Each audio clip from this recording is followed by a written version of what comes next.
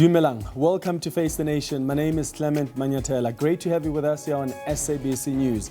On the show tonight, how is government going to assist NGOs who had their funding cut by the US government for their HIV programs? The US President Donald Trump permanently cut aid to these organizations, leaving them high and dry and placing lives at risk.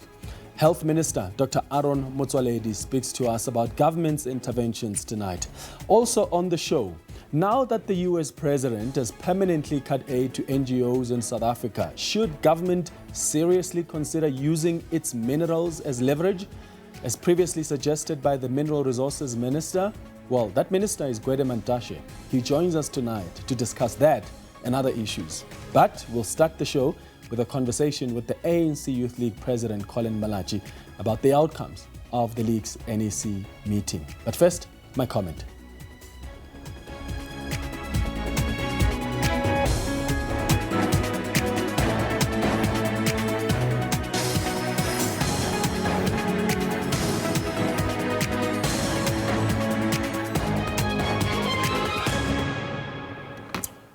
All right, so last week we learned that the ANC Youth League Treasurer General Zwelo Masilela worked as a senior researcher at the Mbombela Municipality for 5 years without a post-matric qualification. This was revealed during interviews for candidates who applied for positions on the National Youth Development Agency board. It was during that interview that EFF Member of Parliament Sihle Lonzi questioned Masilela about how he was hired as a senior researcher without the necessary qualifications. And that's because, according to his CV, he worked at the municipality from 2016 to 2023. And this is despite him saying in his CV that he completed his diploma in journalism in 2021. Here's the question that Sihle Lonzi asked him. Mr. Zwelo, you say you are in your CV, you are a Treasurer General of the African National Congress Youth League from July 2023 until current. But where I'm going is that in 2016 until 2023, again in your CV, you say you were a senior researcher at Mbombela Municipality, Nelspruit in South Africa. Now, it would have made sense to me if you had completed your diploma in 2011, but you have since clarified it to us that you in fact completed it in 2021. So it means you would have been a senior researcher for 5 years without a post-matric qualification. My question to you is, if we were to appoint you, recommend you, and the President were to appoint you to lead the NYDA, would you appoint or employ someone without a post-matric qualification to be a senior researcher in any process or department within the National Youth Development Agency, because you were a senior researcher and earned a senior researcher salary for 5 years without a post-matric qualification? Thank you. Now, Masilela responded and said he has not applied for this senior researcher position because he knew he did not qualify for it. I think I would not do that. Maybe I must maybe the question should have been, what is the circumstance that led to that? Because I did not apply for a post of senior researcher. Because the problem, I had to put the CV accurately to the fact of the positions I occupied, because I didn't want to mislead anybody. Now, what would have happened in the instance, I never applied to be a senior researcher chair. I applied to be a PA and working in the office of the chief whip in the municipality there. Now, because I was deployed in a political office, there was movement. They just placed me as a senior researcher. I could not say, no, I don't qualify. They placed me. They did what they call placement. And then they placed me as a senior researcher. For that matter, for 2 years, I spent that 2 years without being given proper functions in that responsibility. And that was my problem. It was the problem of the municipality. I'm on record complaining about those attributes. And so it was never my making, Chair, that I applied for a post that I knew that I don't qualify for. It was the making of the institution which frustrated me at that particular time. And I had issues with it at that time. Now, it was not me. It was just an issue of placement. Because if you were to check, it was just the same institution that I worked in. It was not like I moved to another department, to another institution. I still worked within the same institution. So that was the reality. It was a frustration for me, and I had to endure that, and that was it. Thank you, Chair. So that's the explanation that he gave. Responding to questions during a media briefing, ANC Youth League President Collen Malatji said those who have been employed in a political office will know that Masilela's situation was nothing new. Those who have worked in political offices know that in political offices there was not even interviews or many other things. We have just been called in and be deployed in the office to assist politically. And when you arrive there, you are given different roles. Now, as well, like any other person who was deployed in any political office, they were moved around in different roles. It was out of his control. There was nothing he was going to do. The best thing that he did was to also declare it. Because normally people will not declare, will say, if I'm employed as a PA, I remain there, even when you have been moved to another responsibility. But it's also said there in the interview that he complained formally that this responsibility you have given me is not in line with what I've applied for. Now, I think on that issue, the municipality will also respond on it. Those who have been deployed in political offices, they know it's nothing new. It happens all the time of movement of people in the structure. And of course, the question a lot of us have been asking ourselves is, if it happens all the time, does that make it okay? Okay for someone who is hired as a PA to be appointed to a senior position, receiving a salary, presumably, in that senior position and without being given responsibilities? What is that? I mean, if it's not reckless and wasteful expenditure, if it's not irregular appointment, if it's not abuse of power, and we don't even know who appointed him to this senior position without qualifications and being given responsibilities. You know why? Because the Mbombela Municipality doesn't want to give us information. The producers of the show contacted the Mbombela Municipality last week already, and we asked for information pertaining to Masilela's employment. And the response we got from their communications person was, it's not possible to have this information off the cuff. In fact, the person went further to say, I need to go into the records of this individual during his time at the municipality. Unfortunately, it cannot happen at short notice. That's what he told us. All right, we waited for information for a couple of days. And today, when we reached out again to the Mbombela Municipality Head of Communications, Joseph Ngala, the response we got was, and I quote, this matter has now been overtaken by events. SABC and another news channel ran the story over the weekend with the EFF, and the indication was that they have formally written to Kokda in the province as well as the municipality, and were opening a criminal case yesterday. The municipality will await all these to unfold and be concluded before we can comment if needed, end quote.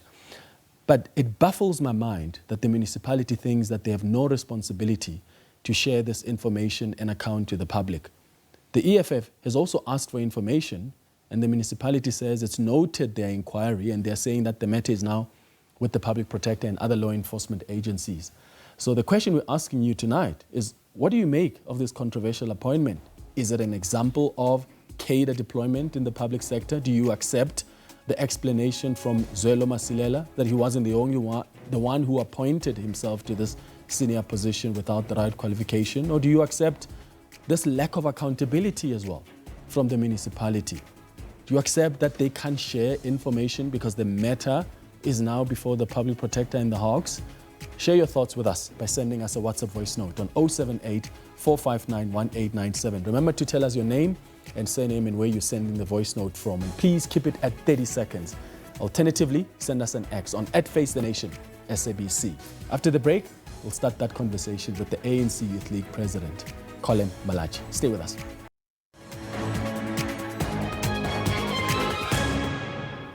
Welcome back. The African National Congress's Youth League has expressed its strong opposition to any increase in VAT, stating that such a measure adversely affects the working class and poor communities. Finance Minister Enoch Godongwana is set to finalize a reworked budget ahead of this, the March 12th deadline, which is actually the delivery date. Last week, the League convened its national executive meeting to address these critical issues. Joining us in studio is the League's President, Collen Malatji. Collen, thank you so much for making time for us. Good evening. Couldn't even thanks for the invite. Let's start with the what you resolved on as the ANC Youth League, NEC, when it comes to VAT increases. You've said that you don't want to see increases that burden the poor and the working class. What are your views, though, on the fact that it was the ANC deployee in government who proposed this VAT increase?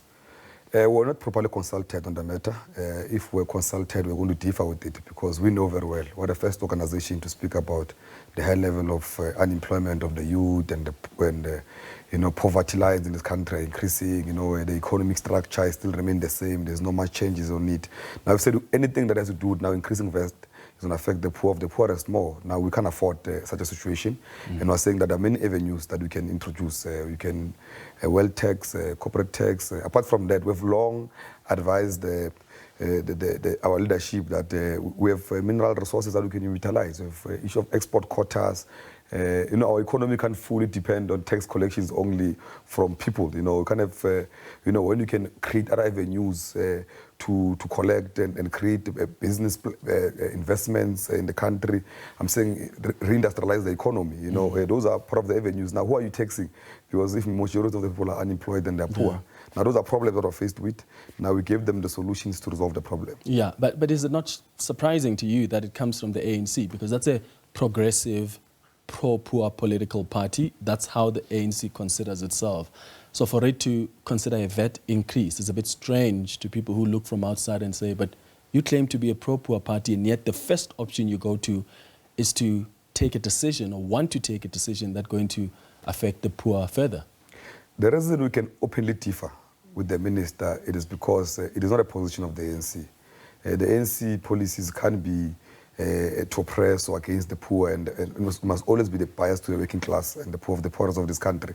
Now, that's why even the ANC itself said, but this is not a mandate that we gave the minister.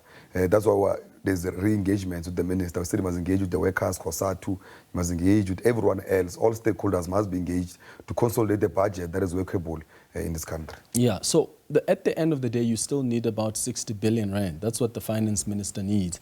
The solutions that you're coming up with, they're more long-term. That's not going to give the minister 60 billion rand in this financial year in additional revenue for government to meet its spending obligations. So what other options are you bringing forth as the ANC Youth League if you are against the VAT increase? Look, another option that we must put in place apart from that is that we need to tax big corporates in this country to assist that process, because it doesn't assist the process because most of them are not investing back into the economy. A lot of listed companies on the JSE, they're not investing back into the economy. They're already providing employment. But they must invest back in the economy by paying tax. Enough taxes, they're not paying enough. And the employment that they are creating is not enough also, because in many entities, you'll find that a job that's supposed to be done by 5 people is done by 1%. Because they want to maximize profit. Now, there's many challenges of force. Now, we need to enforce, to discipline capital, that they must respond, because resolving the socio-economic problems of this country, it is not only the responsibility of government. All stakeholders must be involved to resolve and shape this country moving forward. So Treasury has already said that when you increase tax, that's not going to give them the 60 billion rand that they need, because there are only but a few companies in this country that pay corporate tax. So already that is not a viable solution. But on top of that, if you increase tax, you're also running the risk of alienating the businesses themselves. So many businesses, as you know, the minute you increase their tax, where do they look to cut costs? People are going to lose their jobs, and you're going to come back and complain that companies are laying people off. Look, when you are dealing with a disaster like we're in now, all stakeholders must play a role, including corporate. They were not dealing with a normal situation, we're dealing with an abnormal situation.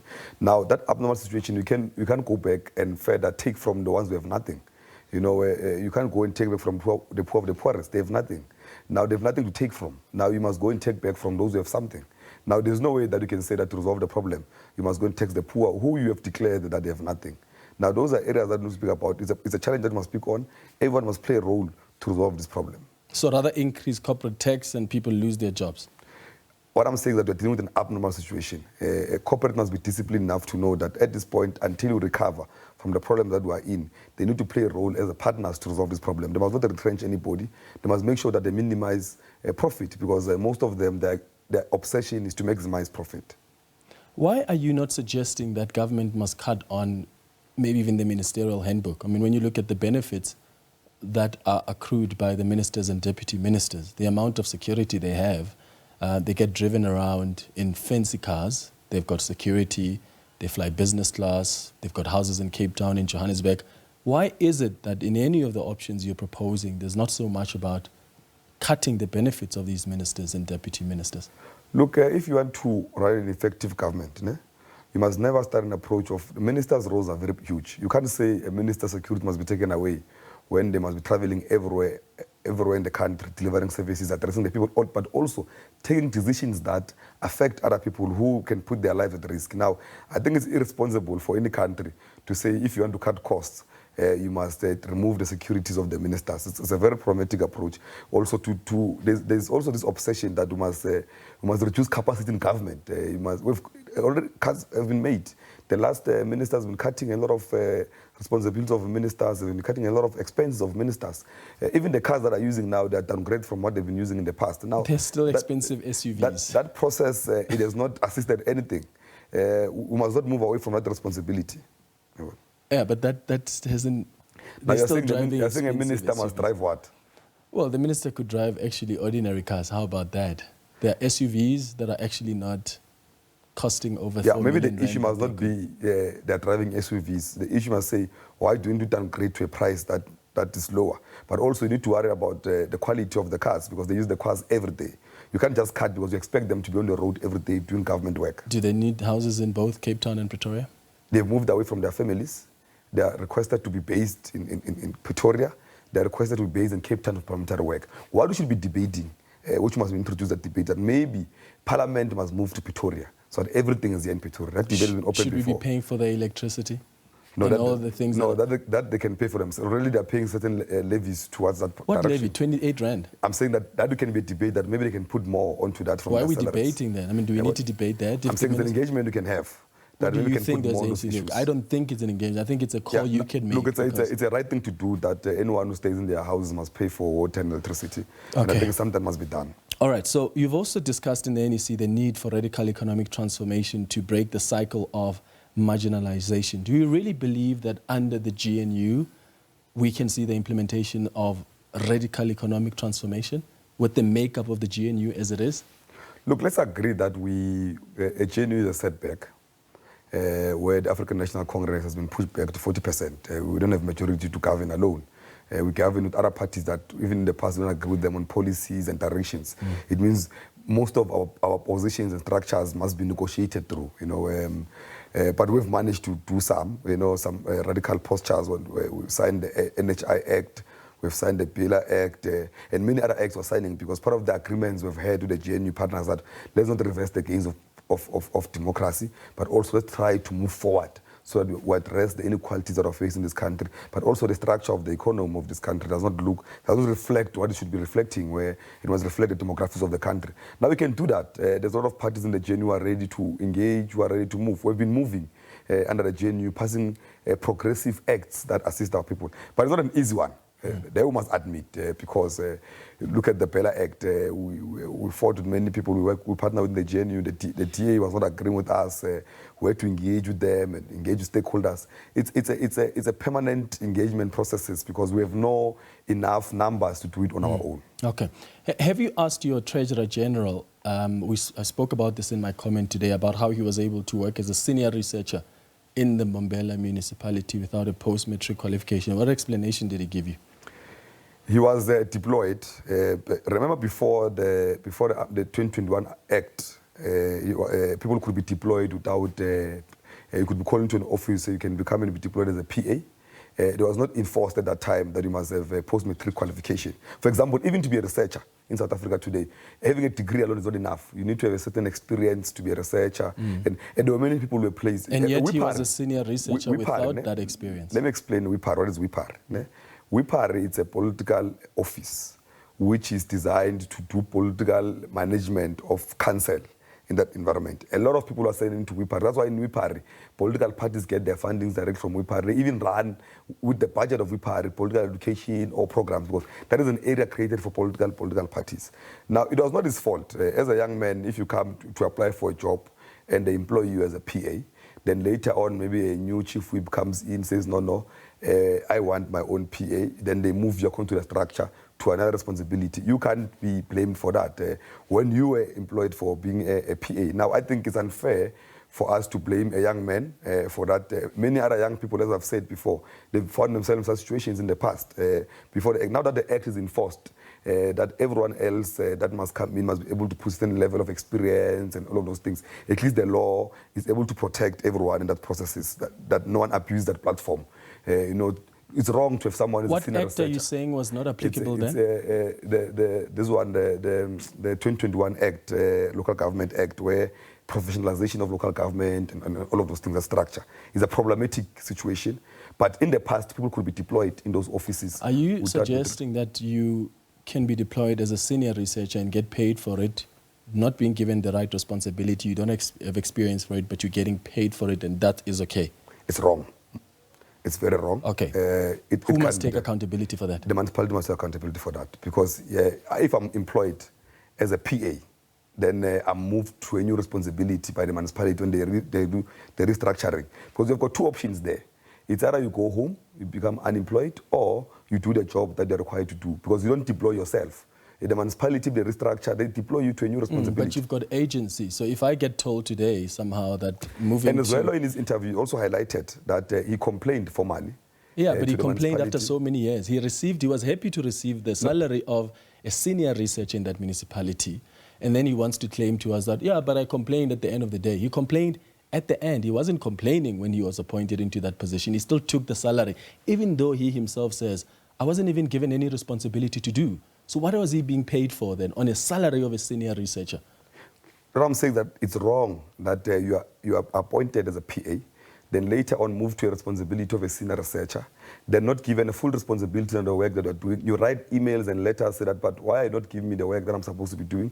If I'm a researcher, why are you not giving me work of research that I'm supposed to be doing? Now, I'm saying a young man has been penalized for something that he's not a young man, Colin. He's an adult. At that time, was he 12 years old at the time? No, I was not 12 years old, but so look. He was a responsible man who decided to allow an irregular. If they appoint me here at the SABC and say, become an editor, and I receive a salary of some group executive for news, and yet I'm just a host here on the station, I'm not going to take that because that is immoral, that is wrong. I have agency as an adult to say no to that. To make it worse, this Treasurer General goes and puts it on his CV and says, I worked as a senior researcher. That's a lie because he knows that even though he was appointed like that, not given responsibilities, paid for doing nothing, he still wants to claim it on his CV. That is irresponsible. But on the structure, if you are moved to a senior researcher, it would be dishonest for him to write that he was never moved into a structure. Because if on a reference of a CV, you say you are deployed as a senior researcher, your payslip says a senior researcher. That is where you are deployed as a senior researcher. Now, you can't go to a CV and not write it. That is not disclosing what you do. Then at the very least, when you disclose it on your CV, you have to say that I didn't do any job of a senior researcher. Because that is a lie. For you to just put it like that and leave it open-handed, that is wrong. And my worry is that you are taking responsibility from a man who's an adult, who has agency, and you're trying to claim that he's a victim here. The municipality must take accountability. But Zwelo is not a child. He's an adult. And he took the wrong decision. Why can't you, as leaders, say, here, my brother, you were wrong, and let's take corrective measures to fix that? Look, I'm saying that he was deployed as a PA. Now, if he was moved from another responsibility, maybe at that time he should have rejected the responsibility, but it would be wrong of him not to disclose it and say that I was in this responsibility of a senior researcher. You accept he should have rejected that. It's not responsible to accept a responsibility you're not being paid for. You're receiving a salary of a senior researcher when someone could be appointed to do that job. You're getting paid for not even doing that job. Is that correct? No, it's not correct to be paid for a work that not being done. So why didn't he reject it? He was employed. Why didn't he reject it when he was moved to a position that he's not responsible for? But I'm saying that in the political offices, I don't know if you have worked in a political office. In a political office, if you are deployed, then they move you around. It's a political deployment. Now, what he did, he complained that the responsibility after 2 years, you have not been assisting. He's been receiving a salary. Why must we take that complaint seriously? If you get appointed now, but according to his response, is that he complained immediately when he was removed. No, that's not what he said there. No, he said that he complained when he was moved into that office. He said, I spent 2 years without being given proper functions. I've been fighting that battle But he for the said, past 2 years. I paid the clip. He says, I spent 2 Yes, years but he's without been being fighting- given proper He functions. has been fighting that backlash that he wants to be given While proper he's functions receiving the to do his salary and work. enjoying it. Yeah, well. Because proper function doesn't mean there was no work being done. It means that the work He that said has they been- didn't give him yeah, well, functions. Yes, but proper functions. Because if you're saying somebody is a researcher... Yeah, he was doing must give PA him- functions. yeah. He wasn't doing senior researcher functions. But he was receiving a salary for that. At the same level. Of a senior researcher. And he's not doing the job. He's enjoying the salary. How is that okay? No, I'm saying to you, he has complained about it. After years of receiving a salary that No, he has been shouldn't have complaining. been sent to him. He has been complaining. Yeah, but he's enjoying the salary. Yes. The responsible thing is, guys, you are paying me here. I'm not even doing this job. I'm not qualified for this job. I cannot, in good heart, in good spirit, receive the salary. He didn't do that. He went and enjoyed it, and then wants to claim I complained at the end.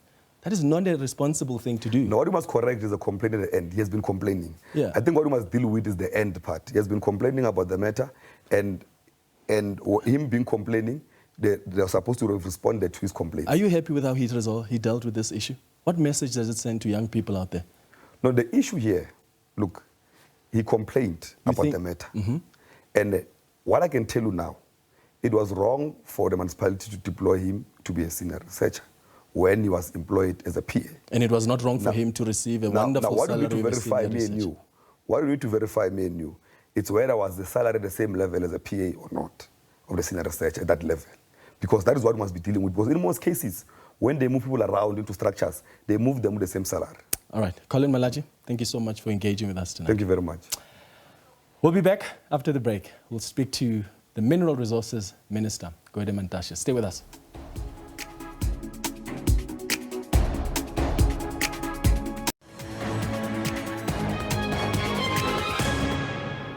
Welcome back. Mineral Resources and Petroleum Minister Gwede Mantashe recently dismissed widespread concerns about potential financial repercussions following threats made by former United States President Donald Trump. In his keynote address at the mining indaba last month, Mantashe told delegates that African countries rich in minerals and natural resources should not be held hostage by Trump's threats to cut financial aid. Minister Mantashe is joining us live from our Sea Point studios in Cape Town. Minister, thank you so much for making time for us. Good evening. Good evening, Clement. I want to start our conversation with the mining sector. The mining indaba was recently held in Cape Town, and there was a commitment made by your department that the long-awaited new online mining license system will be implemented soon. Are you still on course to have that system operate by mid-year? The commitment we made was that it will be rolling by June 2025. We are committed to that. It is doing well. We've finished various phases. Okay. How is that online system going to improve the growth of the industry, Minister? It will improve it because you will apply electronically and you will see yourself if the part you are applying for has not been taken by somebody else, and therefore it will be on-time processing of applications. Okay. That is going to be long, but there will be no backlogs.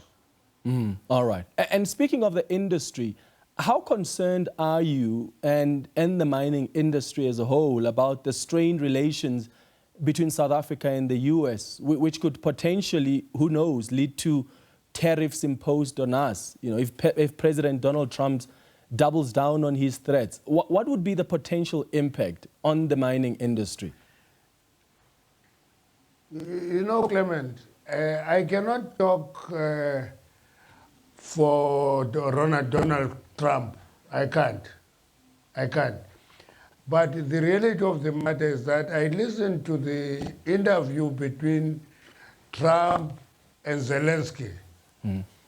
And out of the blue, the issue of minerals came to the scene.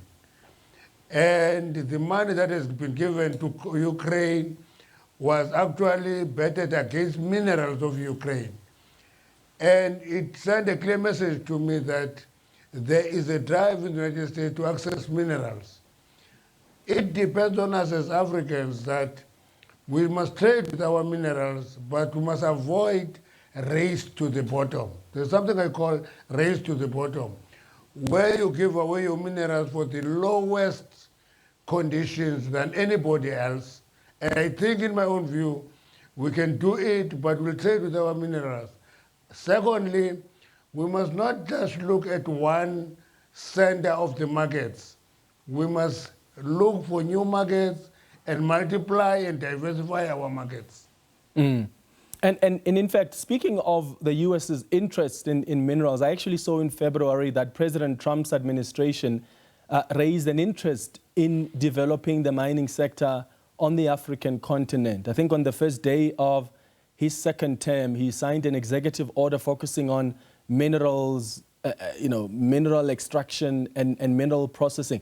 And my understanding is that Scott Woodard, who is the acting Deputy Assistant Secretary of State for Energy Transformation at the U.S. State Department, also referred to this partnership that Trump spoke about at the mining Indaba. How do you think that this would work? Because I imagine the mining industry is not only interested in mineral extraction, but the continent also wants, I think, projects that add value to the raw materials in order to boost industrialization.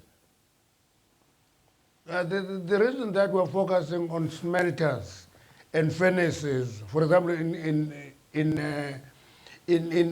manganese and in chrome, is because value addition gives the mining industry more value in terms of money, but they must invest on it, and it depends on reliable electricity. Therefore, that's why the discussion we must have with Minister Ramkhupa, we're having that tomorrow. We'll meet as 4 ministers and say, how do we save the chrome sector, which has collapsed the price because China took our chrome and then flooded the market now. And having flooded that market, the price of chrome has collapsed. And therefore, we're meeting tomorrow to discuss that so that we can protect that sector. We've looked into a number of things. We looked into what Indonesia did with nickel, where they said we ban export of nickel. And I'm told that DRC have started that on bauxite over the last 3 months, that they will keep a ban for 3 months, and the immediate reaction was the upset of the price. And where it happened, China, which is very interested in our minerals, come and build smelters and furnaces in our country. And I think that will work for us and add value to our minerals. Yeah. You had previously suggested at that mining in Indaba that South Africa could use its minerals as leverage if the U.S. withdraws aid to South Africa. It's now official, Minister, that aid has been permanently cut. Do you still think that that could work? My own view is that the U.S. was giving us aid, but we are not beggars. We are mining, we have value to offer the world, and we must use that value to make up for the gap opened by withdrawal of money by the U.S. Other countries are prepared to work with us. EU is very keen to work with us. The East, China, India, Indonesia, all of them are keen to work with us. So we must just work on those markets to get more chunk for minerals. And it will not work if it's us alone. It can only work if the continent begin to deal with the issue as a continent.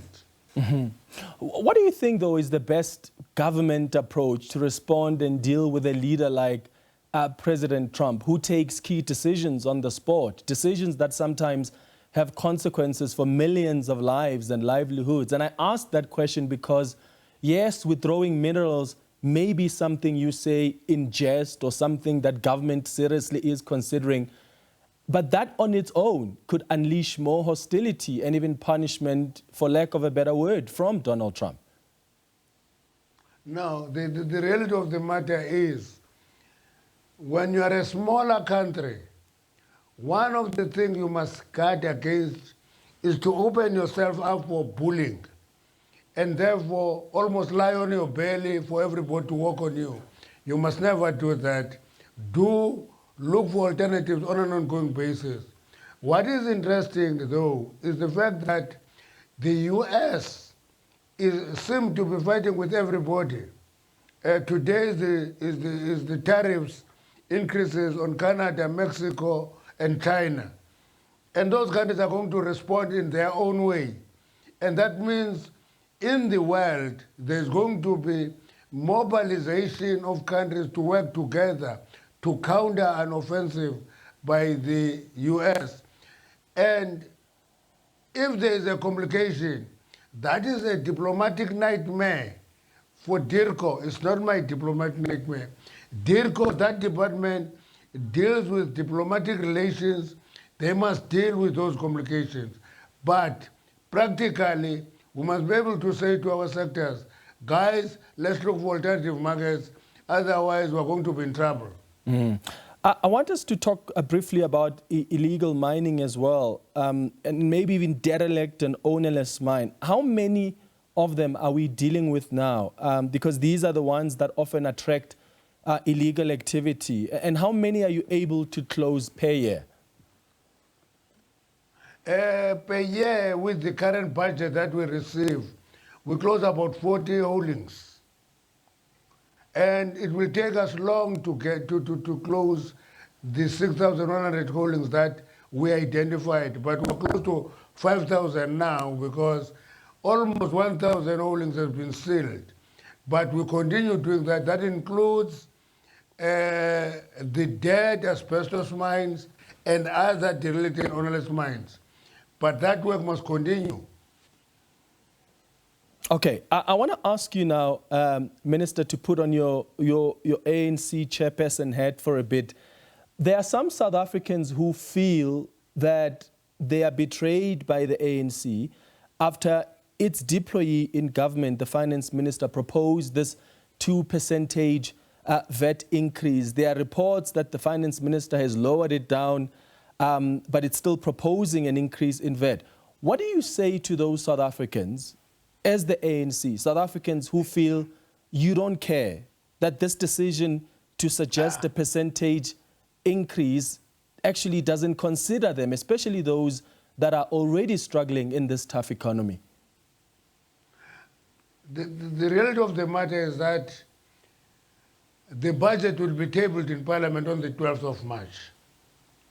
That is the only time that there will be budget. The 2% increase in VAT is not on the table. It was not on the table when we all objected to it, including ANC ministers. It was reversed, postponed to the 12th of March. So we must be patient to look into the 12th of March. But it is subjective to look at the budget on the side of increasing revenue side, without looking into the expenditure side of what are the programs that need to be funded. Let me give you an example. In the discussion, I know that education is one such department where if we don't increase their funding, there's a potential of retrenching a number of teachers, more than 900 in KZN alone, and a number in other provinces. That should be attended to. Health, I'm sure you'll talk to Dr. Motsoaledi. Yeah. Health needs attention. We've seen a number of doctors marching in the street demanding employment. To do that, we must generate revenue. There are quite a number of those issues. I would encourage South Africans never to look at the budget only on what is used to generate revenue. They must look at the budget across the board at the issues that are listed for funding. Are those issues still relevant? People learn. Are they still relevant to what the people need? Yes, yeah. But what do you say to South Africans who say, yes, even if you do lower the VAT increase, even if you lower it to, 1% or 0.75%, we cannot afford it in this tough economy. And we see the zero-rated products, but they don't cover enough for what the poorest of the poor normally considered their staple food. What do you say to those South Africans that we simply can't afford VAT increase? Can I tell you, Clement? You see, Clement, VAT is not a poor people's tax. Everybody who goes to the shop pay VAT. So it's everybody's tax. All we are saying is that you can't ring fence a VAT without looking into the need for a revenue. Okay. All of us, including ANC, we accepted that 2% will be heavy for South Africans in the current economic situation. But we're waiting for the Treasury to table a proper budget on the 12th of March. But my encouragement to people is that never read the budget only on the text.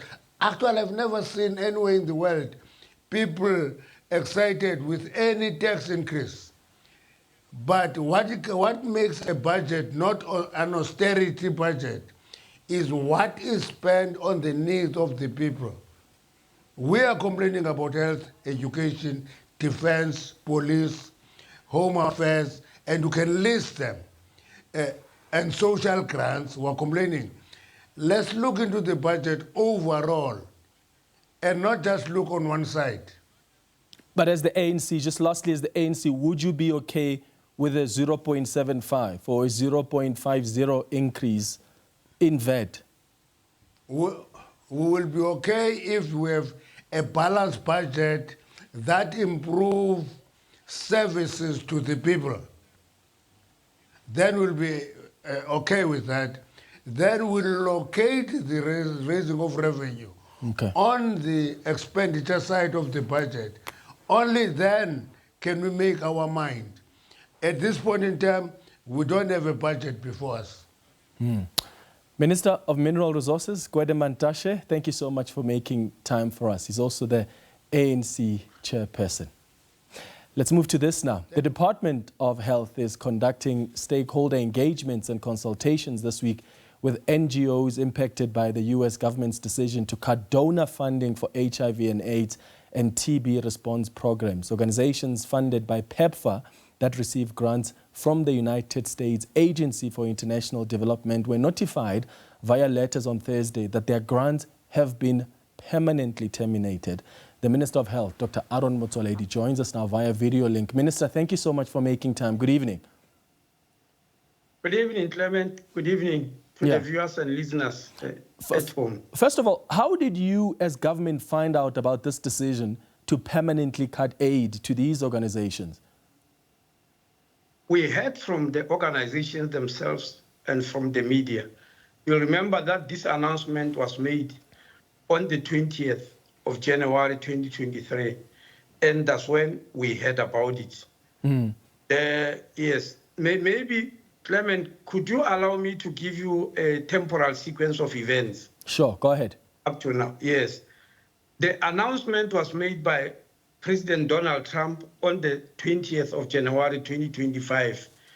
And 10 days later, on the 30th of January, we had a cabinet Lekgotla, as you know, chaired by the president, deputy president, with all the ministers and deputy ministers attending, all the premiers, all the DGs of department and provinces, and SALGA, meaning is the highest decision-making body out of cabinet.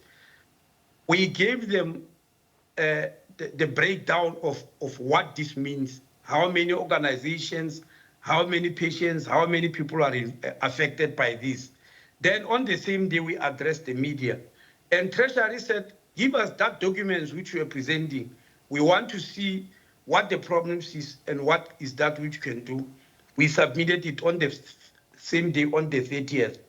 Then I announced in the media on that same day that we're not giving any official announcement about this, which was true. And I know in the media, you translated it as the Americans ignoring us or something like that, or stunning us, I mean, turning their back on us, you know. So I said so over the media that we didn't have any official announcement. So the charge d'affaires of America, Dana Brown, who unfortunately, as we heard, has resigned, contacted us and said, look, we understand you are looking for us. Can we have a meeting? Yeah. Such a meeting took place on the 3rd of February, and we had discussions with them. And then on the 10th, 7 days later, we were contacted by the SHI, the Clinton Health Access Initiative, who offered that they will organize a meeting of funders, international funders, so that we come and present to them, they understand what the problem is. Indeed, that meeting took place on the 10th of February, and the Gates Foundation attended, the Elmer Foundation, our own first friend from South Africa, representing private sector, and the FCDO, which used to be called DFID. Yeah. FCDO is from Britain, yes. Yeah. Yeah, so we met with them, and there was also the CEO of the Solidarity Fund, if you remember. That was from during COVID. From there, on the 12th, we met the Minister of Finance with his whole team and deputy ministers. Now, all these people, including the Minister of Finance, are sources where we'll get money from. But all of them, Clement said, look, we've listened to you.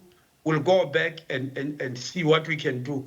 Remember, Clement, is because there's no treasury anywhere in the world or any funder, international or otherwise, who was putting money aside in a corner, waiting for Trump to do what he did. Yeah. They were all caught off guard and say, we've listened. Then on the 23rd of February, President Clinton himself came to South Africa with his wife, Hillary Clinton. I had a meeting with them, explained to them everything that's happening, and they said they'll see. On the 25th of February, I had a virtual meeting with the CEO of the Bill Gates Foundation, Mr. Mark Sussman. So, yes, now we had already submitted a document to Treasury after meeting with them on the 28th. Then you remember on the same 28th, Trump changed tune and said the whole US aid is gone. And Treasury said, but the document to present to us was on the basis that we have got 90 days. Now, for those structures who were funded by UNAIDS, you no longer have any time left. So you have got to go back to the drawing board, which we did, but we didn't submit it to Treasury until yesterday because we were waiting to meet NGOs which were affected. There's a total of 150 NGOs, but only 39 are the principal recipients. The others are subcontractors. So we called the 39 and 20 attended, and we spoke to them yesterday, and we gave them the database which we have prepared to go and clean it so that we can see exactly where we are at this present moment. What are the consequences of decision? You mentioned the number of NGOs affected, but how many people are actually affected by this decision? Yes, that's the database that was going to be cleaned, Clement. Remember that PEPFAR, that's the one we know. Now, with the US aid, we had to start from the scratch, and I'm waiting for the figures. But with PEPFAR itself, where we were given 90 days, it was engaging us in 27 districts out of 52 in 8 provinces. Only Northern Cape is not affected by this altogether. In those 27 districts, there are 271,606 people who are employed doing HIV/AIDS work every day, be they nurses, doctors, data capturers, counselors, social workers. There are 271,606. Out of that 271,606, 254,452 are funded by our own government. If you do your mathematics, you realize that we are remaining with 15,000 employees, and those are people of concern. Yeah. The president announced during the State of the Nation address that there would be interventions by government if funding is cut permanently. As you said, your department met with the NGOs yesterday. What are you doing as government to assist these NGOs? How are you going to intervene? Well, I just informed you that we met with Treasury and all finance ministers on the 12th. I was there, me and the Minister of Finance. We led our respective departments. And they said we must present to them what is that which is urgent, because I don't think we can do everything at the same time. But while they were working on it, Clement, on the 28th, then a new announcement is made that we are cutting the whole US aid immediately. So the document we presented to Treasury was no longer useful because things have changed, if you understand what I mean. So we went back to the drawing board throughout the whole of the weekend, just the past weekend. Our officials were working very hard on a new document about what is urgent and all that. And then we presented it only today because yesterday we had to meet the NGOs because we are presenting documents about data from them. And we said, can you look at this data, tell us if it is clean, if there's anything else we need to add, etc. And that only happened yesterday. So Treasury has not yet decided because they are waiting for that data. Yeah, but is there willingness here to at least try and fill the gap? I know that according to government, the money from PEPFAR, for instance, accounts for about 17% of HIV spent in this country. Is it even possible to fill the gap as government? Are there funds for that? And I'm asking that because I do understand the capacity constraints that we're often told of by Treasury. Yeah, it depends what you mean by filling the gap. If you mean doing everything US aid was doing, that may not be possible. And I was saying so because some of the money was for research, investigations, and all that. Now, our immediate aim is that nobody must run out of ARVs when they actually need them and deserve them. That's what we are doing. So we have told all our provincial departments, we meet with them almost, my officials meet them always once a week since this announcement to see what is more urgent, whether they can bring all the patients to the public health facilities where clinics have been closed, whether they can second extra staff from the Department of Health. Those are the things we're doing. So it's not about filling the whole gap. In other words, it's not about going and saying, Trump used to give you 8 billion, here is 8 billion, continue. It's not about that. It's about prioritizing and seeing what is more urgent and see what is that which you could afford. Because we are not going to hide and claim that we can afford everything that the PEPFAR gave. Even our funders, many of them being international, they told us so. They said, even if we come in and help, we may not be able to give you everything that PEPFAR was giving you. And so that's our position. All right. Minister, thank you so much for making time for us this evening on Face the Nation.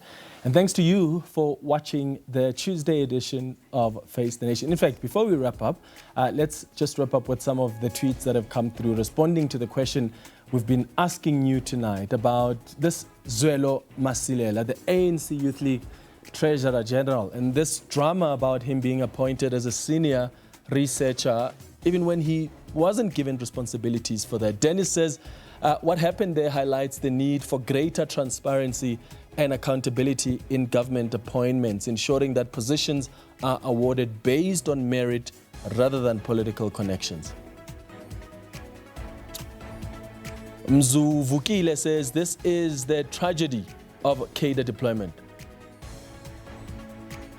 Tacho says, these are ANC tendencies, nothing new. This is a result of cadre deployment, which has destroyed the lives of people. They don't care and they don't even want to account to the public. Thank you so much for your interactions on Twitter. We'll see you on Thursday evening at 8 p.m. Thanks for watching. Cheers.